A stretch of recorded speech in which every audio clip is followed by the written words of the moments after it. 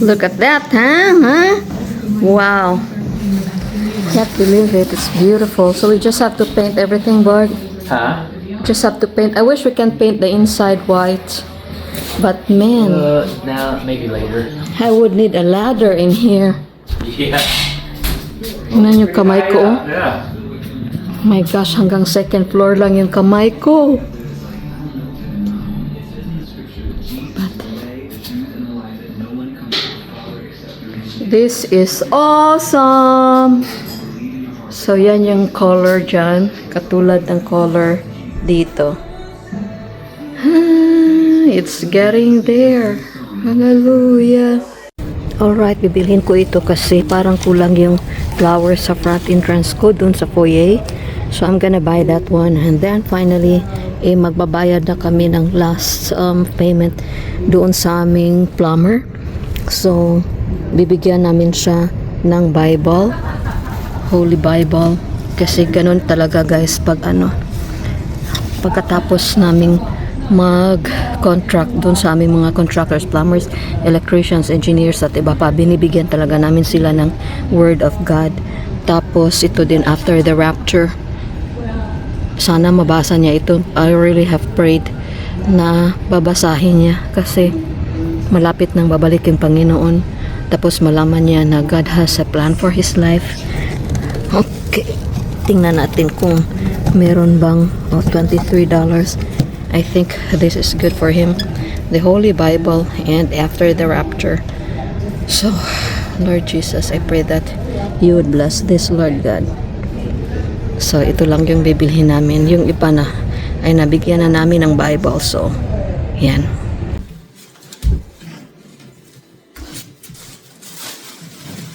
God's not dead. He is alive. God's not dead.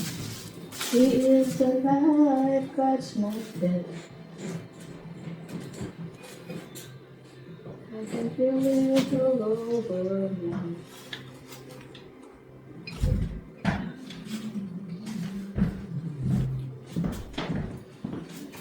think it's just too high. What you think, huh? No, that's great. Right. Yeah, right.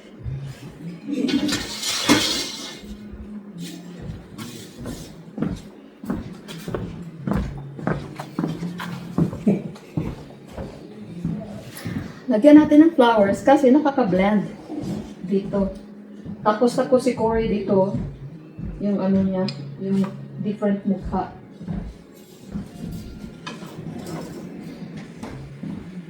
Right, Corey? You're afraid of the different faces. Put the band. I don't hear it anymore. Yeah, because I Turned it down. Corey is afraid of the different faces this guy has. Ayan o. Ito ay Christmas radio. Kaya lang, hindi ko siya nakita nung nag-decorate ako. Tapos, hindi pa siya ma-switch on kasi wala pa siyang battery. So, itatago ko lang yan later. And then, dinagdagan ko ng flower dito kasi bland lang talaga. Tapos, takot si Corey dyan, oh. So, para maano siya. Ang dami daw mukha. Ganun talaga yung mga style dyan dito.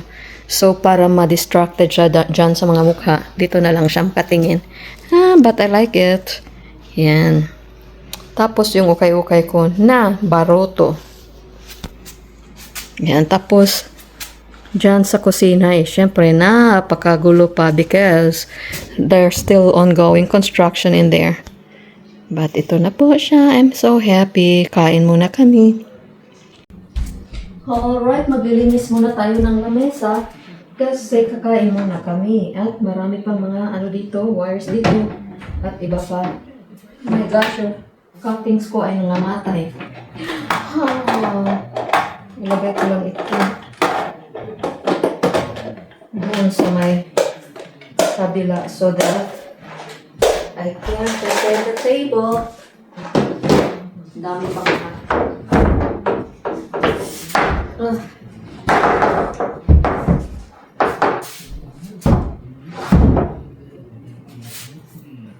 Itatabi ko lang itong mga dito yung instructions niyan. Tapos ito yung book na binili ko para sa aming plumber. And then this one, oh my gosh, it's so heavy.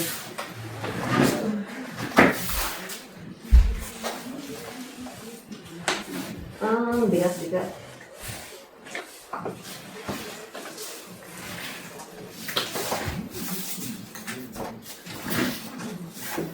Diyan ka lang muna.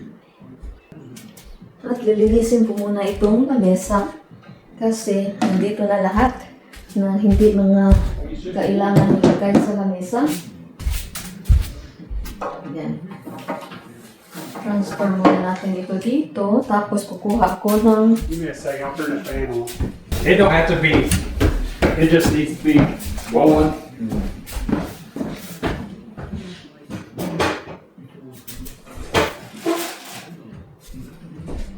Duster.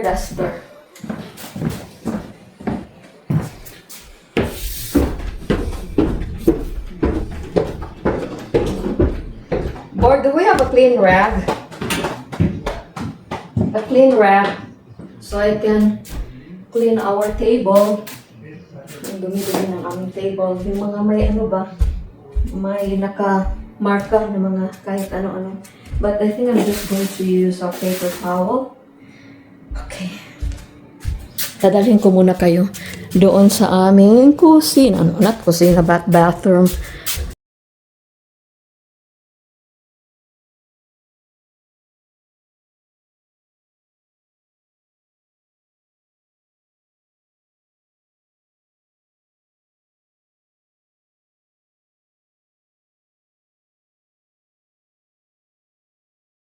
Do we have a paper towel, Corey? Hi, bathroom. How are you, Beth? Teka lang. Hanap ako ng paper towel. Parang may bagong gumamit dyan. Doon na lang ako sa kabila. Hi, bedroom. Pasensya na, hindi ka pa natapos. And, yan yung bedroom namin. Dito na lang muna ako maghuhugas kasi, yan. Ano bang gagamitin ko? Wala akong paper towel dito. Oh.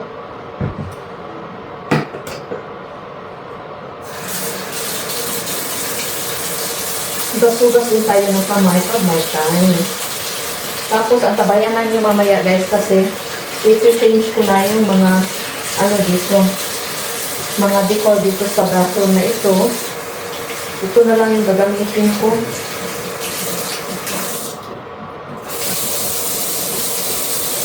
Para sa pagpunas ng lamesa. But first, atin mo nang i-disinfect. Alam niyo guys, umiyak ako kanina. Isasabi ko sa ikit. Ikukwento ko sa inyo mamaya. Later, pag may tanong ako, grabe yung iyak ko.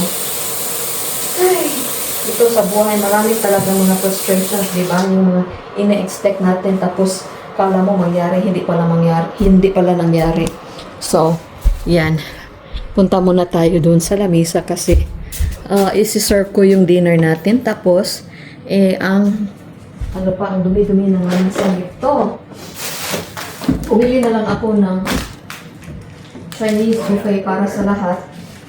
Kasi, hindi na ako pwedeng makaabot pa kasi siguro mga midnight na rin kami makauwi dito doon sa kabilang bahay.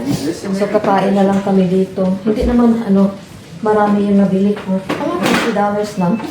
So lilinisin ko lang ito para ma-serve ko na yung ating dinner before kami mag-continue ng aming trabahoin dito sa bahay. Napakagulo pa talaga kasi yung cabinets namin ay kailangan pag i-install. So, kasi hindi ko na ito nalinisan nung nag-party kami. So, marami siyang mga, marami siyang mga, what do you call this one? Iwan ko, mga lamat ba? Lamat ba yun? If it keeps out the rat. Dito kumakain yung iba ng mga bisita, so hindi ko nalinisan. Although, generally, malinis naman siya. Kaya lang, kailangan talagang pulido yung pagkalinis. Kasi alam mo naman itong lamisang ito, ukay-ukay. So, kailangan talaga. Problem is, do we have a paper towel board? No. No. Yan ang problema. Ay, nakuhugasan ko lang muna ito. Anything that. Alright, so wala kaming paper towel. So, ito na lang muna yung gagamitin ko. Tapos, good news guys, na-install na ni Dan yung washer and dryer. So, woot. Thank you Lord for that. And so, it's ready to be used. Welcome to our laundry. Woot. Andiyan na yung laundry namin.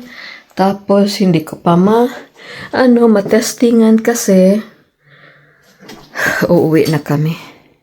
Yan, a little bit folding table dito na may cabinet. Tapos, dito lang namin ilalagay yung mga namin. Mga soap at saka detergent namin. Tapos, ito yung laundry. Saan ko ba ito i-open? Dito? How do we open this?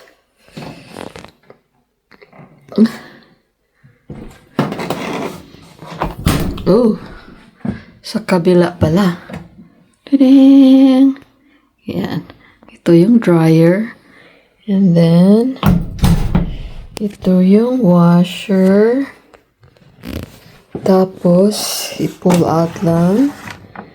At lagyan ng softener. Tapos, sa main wash dito, soap. And then, pre-wash, bleach dyan. Tapos, i-close mo lang yan. And then, washing machine. Tapos, dyan natin lagay yung ating mga mops at iba pa. Paglabas doon, dyan na sa ating sala. So, sa sample lang, we will use this as a sample later. But, do we have like, washing machine soap board? Nice talking to myself. Okay. Ang dami talagang mga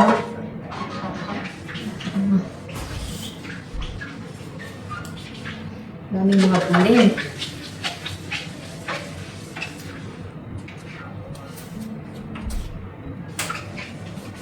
Dami guys, bakit ako umiyak kanina? Masasaya talaga ako. Di ba sabi ko sa inyo na na nag-apply ako ng 2 trabaho. Tapos yung 2 trabaho, akala ko matatanggap ako. Kasi yung isa, sabi nung isa, i-background check namin. Kasi ganun talaga dito. Yung parang may police clearance ba sa akin dyan. Dito, sila yung hihingi ng, sila yung maghahanap ng clearances. Mag-hire sila ng company na background check from the police, from records of all over dito sa Amerika. Kung wala ba tayong mga problema sa ating gobyerno or hindi ba ako nagnakaw, mga ganun-ganun ba. So yun, the fact na background check na nila kami, that only meant one thing. Sabi ng babae na accept na daw ako, tapos after that, mag-background check, tatawagan na lang nila ako. Tapos,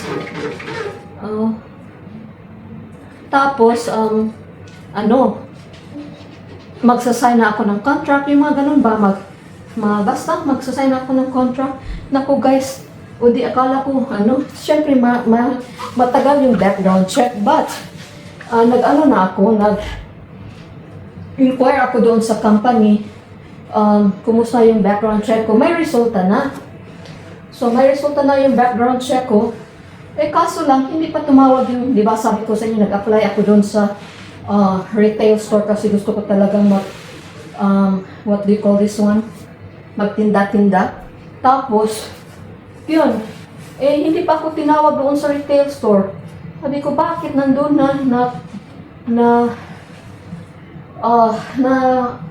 release na yung result. So, tumawag ako. Yung manager doon, hiring manager, hindi siya palaging nandoon sa store na yun.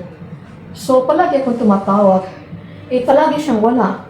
Tapos, kanina, nakausap ko yung isang manager, hindi yung nag-hire na manager, hindi yung nag-interview sa akin. Tapos, sabi ko na matagal na yung na yung application ko. Tapos sabi nung babae nag-hire sa akin na tanggap na daw ako, ipa-background check lang ako. Tapos, yun, mag-start na ako after the background check. So, gusto ko lang i-follow up kung anong resulta. Naku guys, alam nyo.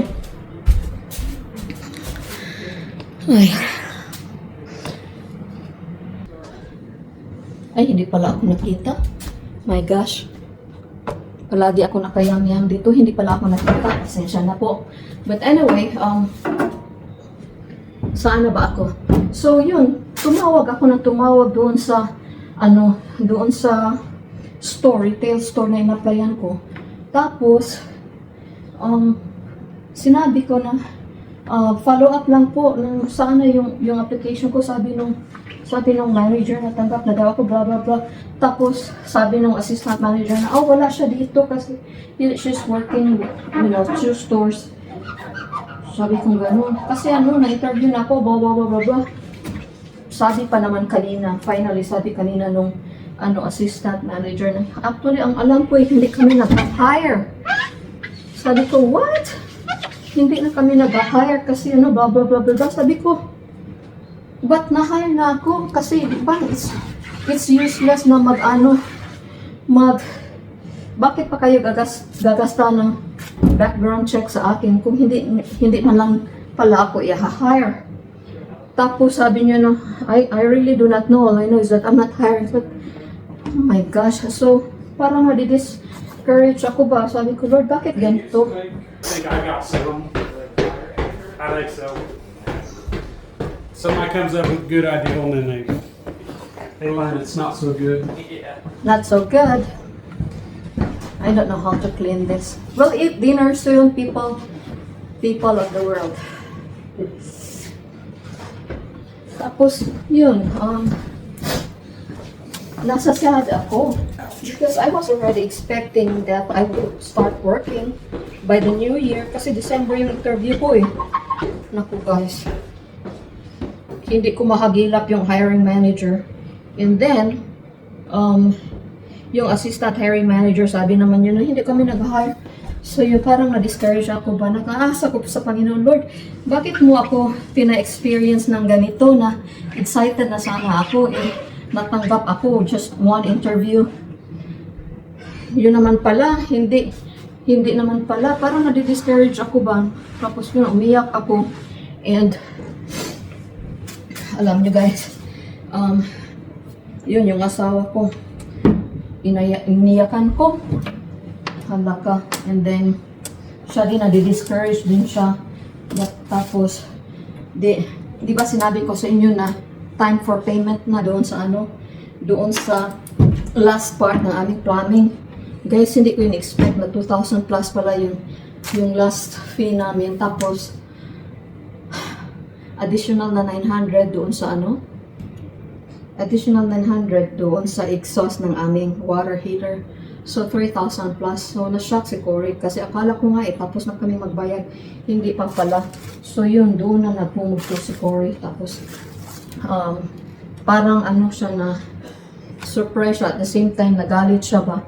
Na, oh my gosh, ang dami pa pala nating wala na tayong pera. Hindi na ako pwede makautang ulit sa aking account. The good thing is, wala kaming utang sa bangko. So, wala kaming babayaran. Pero, may utang siya sa kanyang money, sa kanyang pera, doon sa federal. Kasi, pang retirement niya yun. So, inutang niya. Kaya, kung pwedeng bayaran, pwedeng hindi. Pero, pag hindi bayaran, magka-penalty kami ng 20%. So, parang ganun ba? Sabi niyo sa akin, hindi na ako pwedeng pautang doon sa pera ko. Tapos, alam niyo guys kasi ang tigas talaga ng ulo ko. May nakita akong bag kasi yun yung yun yung pinaka-weakness ko talaga, yung mga purses ba. Kasi naman akala ko magtatrabaho na ako Binili ko yung napakamahal na bag. Tapos doon, pinagalit. Hindi naman, itong si Cory magalit siya, pero hindi yung, mag-ano lang, normal yung to niya. Sabi niya sa akin, di ba sabi ko sa iyo na wag ka munang bibili ng bag because hindi ka pa nakasign ng contract, blah, blah, blah, blah, blah. Eh, kasi ako, I was already like expecting, kasi di ba, pina-background check na ako, di was next with that, signing of contract, di ba? So, yun, parang nasa sad siya, tapos ano siya, na-discourage siya, sabi niya, Lord, di ba nag-pray ako na tulungan mo kami, blah, blah, blah. Sabi ko, Lord, meron pa naman tayong pera sa bangko. Like, this is not a desperate situation, you know. Kasi may pera pa tayo sa bangko mo. You know, inutang nga lang natin yung kalahati. But at least, you know, compared sa noon nung nagkasakit yung mama ko, hindi pa kami married, my gosh. At least dito sa Amerika, pag sinabi ng mga tao na wala akong pera, may credit card pa silang magagamit. Di ba? Pwede pa sila mangutang sa credit card nila. Tapos may insurance pa sila doon sa life insurance kung anong mangyari magkakapera sila. Tapos may ano pa, yung may 401k pa, yung 401k ng asawa ko, yun yung inutang niya. So sabi ko, unlike before in the Philippines, if somebody would say wala na talaga kami pera, as in super wala na talaga, walang credit card, walang pera sa bangko na mautangan, wala lahat. Yun, kasi itong asawa ko, napaka-kuripot. Gusto niya, kuripot ba? Gusto niya na may pera palagi sa bangko. So, nasasad na ako. Sabi ko, ibinta na lang natin itong bahay na ito para makuha natin lahat ng gastusin natin. Mababayaran pa natin yung utang sa iyong bank account. Binta na lang natin. Doon siya nagkalma ba? Tapos, siya nga, wag natin ibinta. Sayang naman. Wala naman siyang plano mag-transfer dito kaagad. Kasi, I don't know kung anong plano niya, na palagi lang kami pumupunta dito pag gabi, or sometimes palagi siya dito gabi, pero wala pang plano kung kailan siya babalik dito. Kompleto na. Cabinet na lang yung kulang at saka deck doon sa labas. But anyway, sabi ko sa kanya, ibenta na lang natin at makabawi pa tayo ng ilang, you know. Tapos, sabi niya, wag naman ibenta kasi pinapagura natin kasi kami nag-design ito. Like, especially ako nag-design sa loob ng bahay, yung mga ganun ba. So, pinipersonalize natin yung ating, what do you call this one? Yung ating design dito. So, wag nating ibenta. O, ganun pala parang ba, pero, lang ako ba, nasakitan lang ako sa ginawa ko. Sabi ko, sorry talaga, Borg, yung tawag ko sa kanya, sorry talaga, Borg, kasi ang tigas-tigas ng ulo ko Sabi niya na, sabi ko yung sapatos na pinigay mo sa akin na mahal, iuwi na lang natin, ibalik na lang natin. Sabi niya, no, wag, ko lang is unexpected yung bag mo kasi almost times 8 yung kamahal nung bag na binili ko kaysa sapatos. So, sabi ko, kasi akala ko matatanggap ako ng trabaho, sabi niya gano'n. Kaya nga, pag hindi ka pa nag-sign ng contract, huwag kang mag-assume, blah, blah, blah. So, lesson learned, but buti na lang maganda yung kalooban nitong asawa ko. Yung iba pa, punching bag na yung asawa nila kasi hindi ako na humingi ng permission na bibili ako ng bag. Pera niya yun, guys, kasi wala akong trabaho. So, yung post palagi kong sinasabi sa kanya na, kasi, you know, ako nagtatrabaho, grabe yung trabaho ko dito sa bahay na ito. Kailangan may remembrance ako ng kada bahay kasi it's either na mabinta namin, it's either may alahas ako, may jewelry ako na bibili sing-sing, remembrance sa kada bahay na nabinta namin, or bag. So yun, but yun yung umiyak talaga ako. Tapos humingi ako ng patawad sa Panginoon, like, Lord, sorry Lord God, hindi ako nakinig sa asawa ko, blah blah blah. Tapos after that, yung after sinabi ko sa kanya, ibenta na lang natin itong bahay na ito. Hindi naman tayo nag-transfer dito. Ano bang use ng bahay na ito? Hindi. Parang ayaw namin lumikas pa dito or lumisan pa dito. Tapos sabi niya, wag, doon siya nagkalma. Tapos na-pray siya, sorry Lord, na-impatient ako, blah blah blah. So karon okay na kami, but still, you know, grabe yung hinanakit ko ba na kala ko makatrabaho na ako. Tapos down sa hospital ay wala pa talagang, akala ko matanggap na ako kasi nag-shadow na ako, hindi pala, nag-i-interview pa pala sila ng napakarami. So, I don't know, nag-interview sila. So, kinuha ko, magkain na tayo, maghugas muna ako ng kamay para ma-prepare ko na ang mga pagkain. Right, Dan? No. No!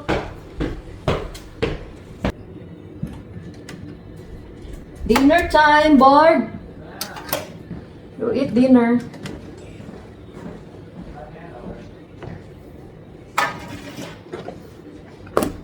prepare ko lang ito.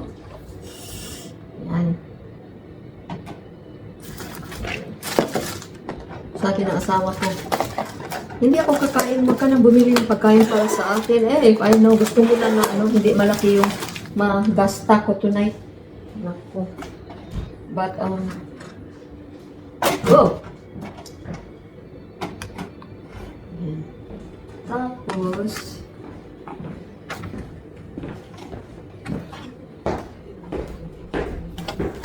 and dessert. Whoa.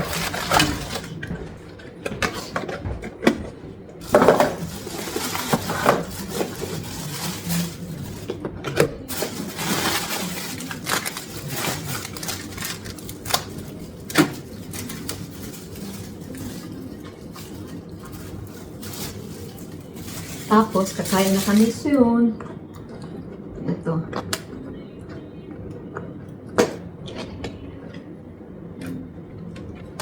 Kailangan ko na kutsara. Serving dinner soon. What? Don't tell me I don't have spoon. What? Ah, don't worry, you will not be on the video, okay? You and Corey, why are Americans so keen on being not on the video?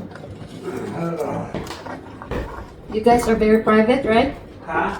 You guys are very private. I would say I am. In the Philippines, people were like, can you please videotape me? Please, please, please. I don't know why. I don't know why. You said goodbye.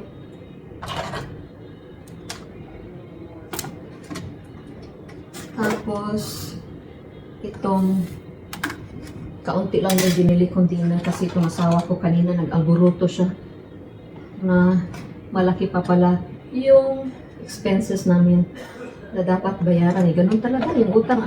Dapat bayaran.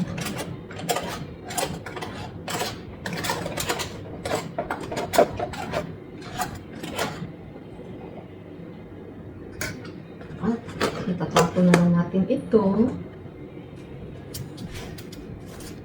Wow.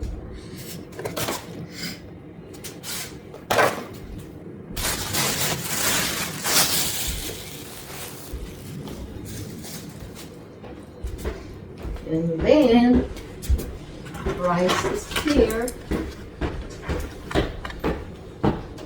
What kind of drinks do you like? Huh? What kind of drinks do you like? Canadian?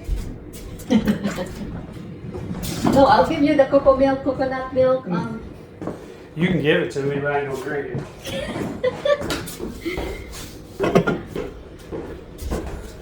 Alam ko, may tubig pa kami dito. One was enough.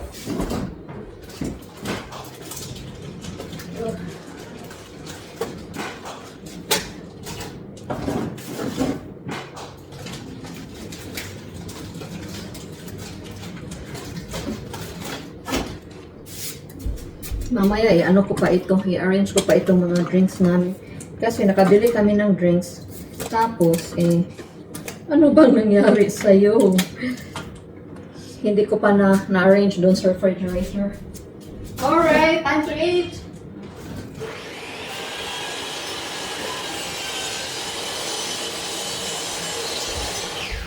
Ayan. Tapos kuha muna ako ng glasses. Yung glasses ko ay nandito. Tapos they're already cleaned. So, ilan bang glasses kailangan? Tatlo? Isa.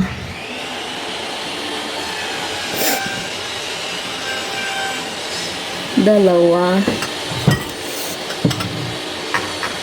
Yan. Dalawa lang yung gagamitin ko kasi hindi kaya ng kamay ko. Yan. Ito yung dalawa. Dadalhin ko yan doon sa lamesa. So, yun lang. Yung preparation namin, si Corey ay nag-drink na siya ng kanyang soft drinks kanina. So, tubig na lang sa kanya. And mine is water and Canada Dry, so with dance. So, our little dinner. So, thank you, Lord. So, while the men are doing their stuff outside, maghugas muna tayo ng pinggan. Feeling ko talaga, guys, na nandito na ako nakatira sa bagong bahay namin. Kaya lang, ang dami pang mga minor details na kailangan gagawin. Number one is, yung sink namin, di ba sinabi ko sa inyo na pangit naman yung itsura ko nito. Hindi naman ako masyadong mataba, di ba?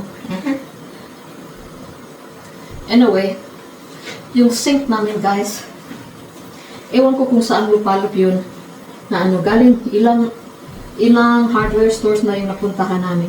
Tapos, hindi kami makahanap ng spare parts ng sink namin. Kasi binili ko yan nung ukay-ukay na, what do you call this one? Ewan ko kung saan galing. So yun, walang connection dito. So, buti na lang 140 ata yung bili ko noon.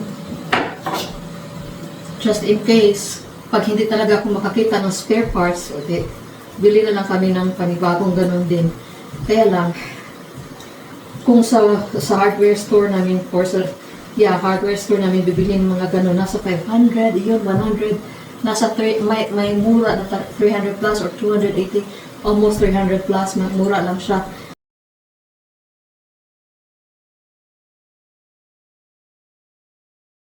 Kaya lang, ay, ewan ko, natatakot ako maghugas ng mga ganito. So, meron kami nakita na spare parts na I do not know if exact yung yung measurement niya. So, subukan namin na i-order online. And then, hopefully, yun yung size ba ng spare part na kailangan namin. Tapos, kung yun yung tama na size, then magagamit namin. Pero kung hindi tama na size, sabi ng mama doon sa store, ibalik nyo na lang. So yan, ang kuti talaga guys, pag yan, alam ko na pag mga pag mga fixtures, kitchen and bath fixtures, hindi na ako bibili sa ukay-ukay kahit bago pa, kasi hindi natin alam kung saan lupalop yun ang manufacturer. Hindi dito galing sa Amerika, especially na malaki na yung tariff doon sa mga international products. So, hindi natin alam kung saan galing yun. Kaya, sayang lang, hindi magagamit. So, yan. Maghugas, concentrate muna ako sa paghugas guys ha.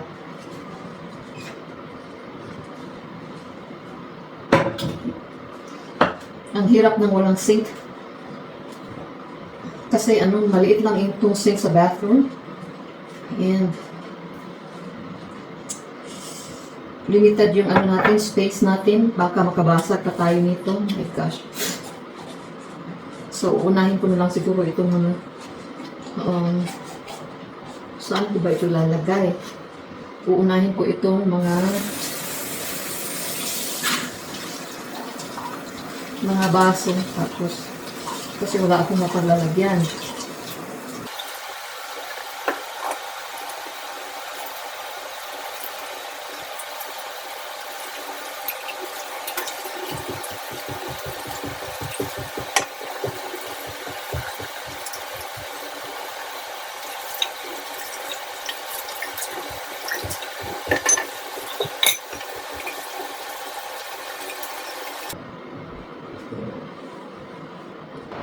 Alright, pamalahin lang natin muna ito.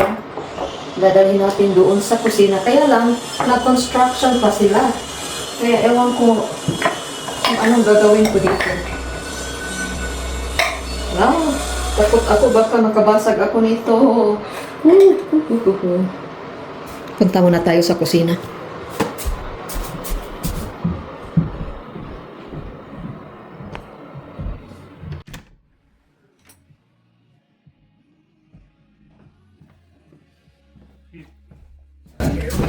So dito, excuse you, dito ko na lang ito ilagay kasi hindi ko pa naman ito nagamit. I'm going to dry this here and then cover it.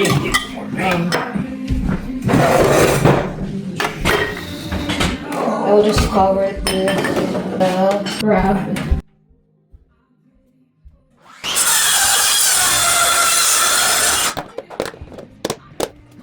Sira natin yung ano, pinto kasi nagpa-music sila. Masikiaan naman tayo. Naku, palagi nga minumukbang ng ano, YouTube yung time ko. Tapos may music pa. O di, CPR tayo, patay. Okay. Ang hirap talaga pag walang what do you call this one? Kitchen sink. Kasi limited yung ano mo, space mo. Tapos mahirap ano, lumanaw. Tapos mga breakables pa naman ito mga chinawares ko. So, dahan-dahan lang talaga tayo paghugas ng pinggan. Itong pinggan ko, hindi siya breakable kasi plastic siya. Tapos, nanghihinaya ako itapon. So, sabi ko, isave ko lang yan. Kasi wala pa naman kaming mga ang cold. Wala pa kaming mga ano dito. Wala pa kaming mga plato dito na breakable. So, ito na lang muna mga plastic ang gagamitin ko. Ito yung mga ano, leftover na plastic plates na ginamit namin noong ano kami dito what do you call this one? Nag-party kami last New Year. So, i-dry ko muna ito doon sa ating kusina.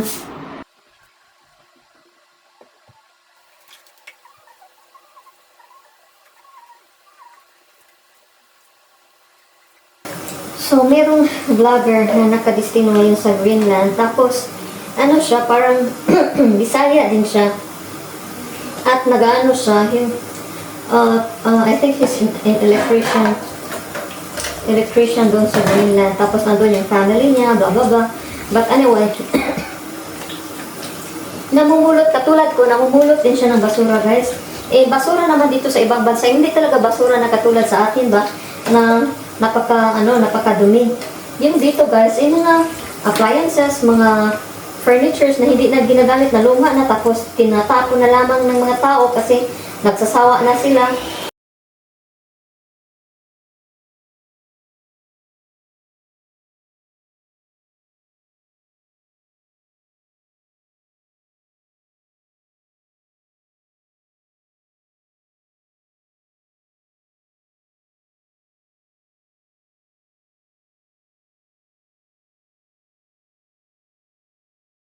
Eh, para sa ating hindi mga mayayaman, guys, masasayang tayo, di ba? Kasi mga tao dyan sa atin, doon na nga lang sa lupa nakaupo, kasi wala silang pambili ng ng mga chairs, wala silang pambili ng mga sofa, mga ganun ba?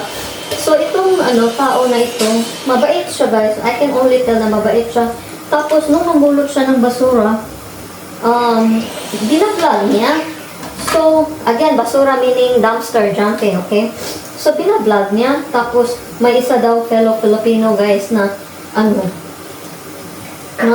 nagpakilala sa kanya, ikaw pala yung vlogger na namumulot ng basura. Huwag mong gagawin yan kasi, nakaka-disrespeto yan sa mga Filipino, sa mga tao, mga kababayan natin na namumulot lang tayo ng basura. Siguro yung tao na yun, guys, mayaman siya kasi hindi siya namumulot. Nandun din siya sa Greenland.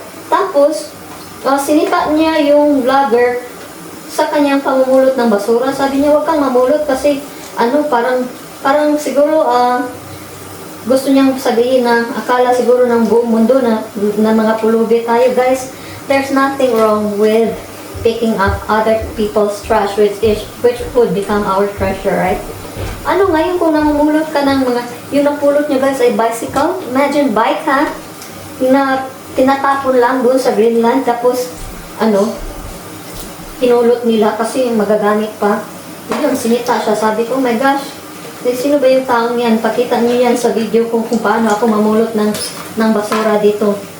Hindi naman sa siguro mayaman yung tao na yun na sumita sa kanya. Kaya, siguro doktor siya or whatever siya.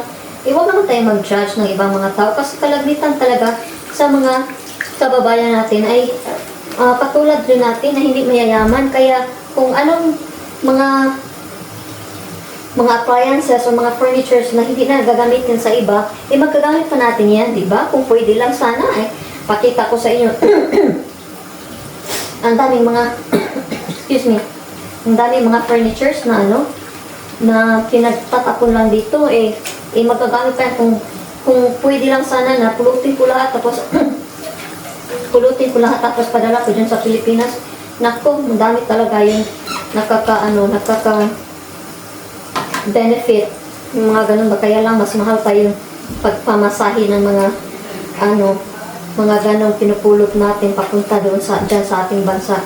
But anyway, wag sanang mag-judge yung mga tao. Pag may mga tao na nag-dumpster jumping, sabi ko doon sa tao na sinita na, yung mga bahay ko na kinakarpentera ko, pinupulot ko yung mga decors. Majority of my decorations ay pinupulot ko, nagda-dumpster jumping ako, libre pa. Yung mga tiles na ginagamit ko doon sa yung sa last renovation ko, pinulot ko yun guys, 10 years ago, pinulot ko yun. Tapos sabi nga ng asawa ko, bakit 10 years ago, sabi niya, saan mo gagamitin yan? Bakit ka namumulot niyan? Sabi ko, I know na someday gagamitin ko itong tiles na ito, di ba? Gamit ko nga, di nakasave ako ng ilang daan na dolyares dahil lang doon. So yun. So, yung mama na nagsita sa kanya, siguro nahiya siya na baka akalain ng buong mundo na namumulot lang tayo mga Pilipino ng basura. There is nothing wrong with that. As long as what we're doing is dignified, as long as what we're doing is in accordance to the law, then whatever we do is dignified. Kaysa magnakaw tayo. Hindi katulad dyan sa Pilipinas, yung mga bike natin, ilagay lang natin sa ating gate, anak ko, after 1 hour, wala na. Dito, ipagtapon-tapon lang guys. So, yan. Tayong mga Pilipino dyan, lalo na pag mayaman kayo, huwag nyo namang insultuhin or huwag nyo namang maliitin yung mga tao na naghanap buhay tapos namumulot ng mga trashes ng ibang tao. Kasi hindi maganda yung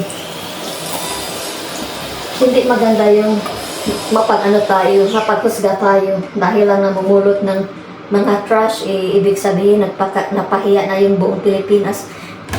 Guys, ang totoong nakakahiya ang Pilipinas, yung nakakahiya, yung number 1 tayo sa graft and corruption in Southeast Asia, number 1 tayo, number 2 tayo as of 1990s ata, number 2 tayo sa prostitution. Yun yung nakakahiya. Pero yung namumulot ng basura, oh my gosh, dignified work yan guys.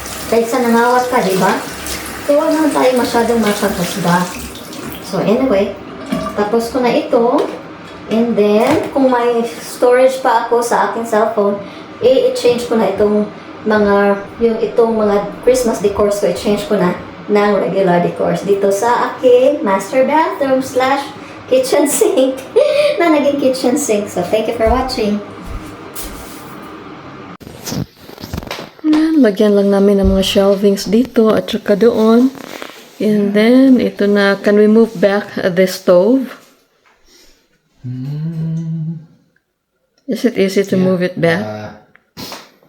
It's not easy to move back, but it can be moved back. We could do that tomorrow, because... Okay. We can do that tomorrow. Guys, tingnan niyo yung Orion's Belt. Ang ganda. Tapos, sa baba, hindi makikita yung Orion's Nebula. Yan Yan yung Orion's Nebula. Kumikinang pa. Ay, hindi siya masyadong klaro pag ating i-zoom in. Yan.